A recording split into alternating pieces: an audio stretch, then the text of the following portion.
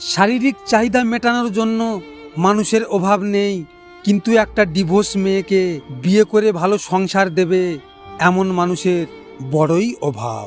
সুখ মানুষের অহংকারের পরীক্ষা নেয়, আর দুঃখ মানুষের ধৈর্যের পরীক্ষা নেয়। যেদিন লোক জানতে পারবে তোমার পকেটের টাকা শেষ, সেদিন তুমিও জানতে পারবে যাদের তুমি আপন ভাবতে আসলে তারা কেমন। যদি একসঙ্গে দুজনকে ভালোবেসে ফেলেন তবে দ্বিতীয় জনকে বেছে নিন, কারণ যদি প্রথম জনকে সত্যি ভালোবাসতেন তবে দ্বিতীয় জনের প্রেমে পড়তেন না। সত্যি কথা কি জানেন, কেউ কেউ প্রতিশ্রুতি দিয়েও ছেড়ে যায়, আবার কেউ রোজ থাকবো না বলে ঝগড়া করেও শেষ অবধি থেকে যায়।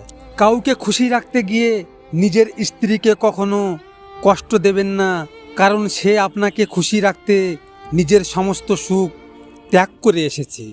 এখনকার সম্পর্কগুলো সূর্যমুখী ফুলের মতো হয়ে গেছে।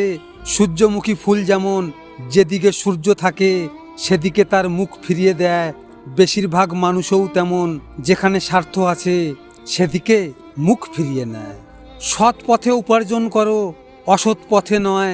সম্পত্তির ভাগিদার সবাই হয়, কিন্তু শান্তির ভাগিদার কেউ হয় না। কি ভাবছো হেরে গেছো? সবাই হাসছে তোমার উপর, হাসবেই তো। তুমি যে কারোর উপর অন্ধের মতো বিশ্বাস করেছিলে, সে বিশ্বাসের মর্যাদা রাখেনি। তবে ধৈর্য ধরে অপেক্ষা করো, শেষ হাসিটা তুমিও হাসবে। হঠাৎ যদি কারোর কাছে আপনি গুরুত্বহীন হয়ে পড়েন, যার কাছে এক সময় অনেক গুরুত্বপূর্ণ ছিলেন, তাহলে বুঝে নিন আপনি ভুল ধারণার মধ্যে ছিলেন। আসলে আপনি কোনোদিনই তার কাছে গুরুত্বপূর্ণ ছিলেন না, সবই ছিল তার অভিনয়। মাঝে মাঝে সম্পর্কগুলো খারাপ হওয়া দরকার। কেন জানেন? যাদের আমরা নিজের মনে করি, যাদের আমরা অনেক বেশি গুরুত্ব দেই, তাদের আসল চরিত্রগুলো দেখা যায়। মানুষ কি অদ্ভুত! রোগের ভয়ে মানুষ খাওয়া ছেড়ে দেয়, কিন্তু পাপের ভয়ে মানুষ ঘৃণা ও অপরাধমূলক কাজ করতে ছাড়ে না। আপনারা তো এই ভিডিওটি দেখলেন, এখনো পর্যন্ত একটা লাইকও করেননি।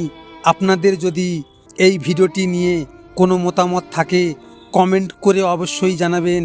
আর হ্যাঁ, নিজের খেয়াল অবশ্যই রাখবেন, কারণ এটা স্বার্থের দুনিয়া। এখানে নিজের খেয়াল নিজেকে রাখতে হয়, অন্য কেউ রাখবে না। দেখা হচ্ছে পরের ভিডিওতে।